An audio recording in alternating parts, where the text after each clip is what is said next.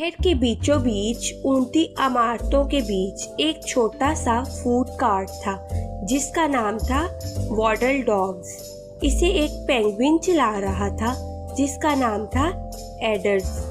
इसने एक छोटा सा एप्रन पहना हुआ था। इसके सर पर कागजी टोपी थी जो किसी फनकार की तरह एक तरफ झुकी हुई थी।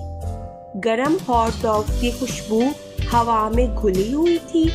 लाइन में खड़े लोग, जिनमें फनकार, तालिब इल्म और मामार शामिल हैं, खामोशी से अपनी बारी का इंतजार कर रहे थे।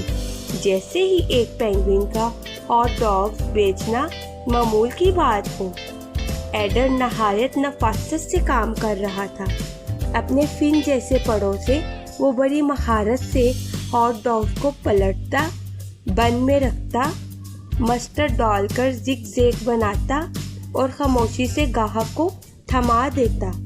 इसने कभी एक लफ्ज नहीं कहा, लेकिन इसकी खामोशी में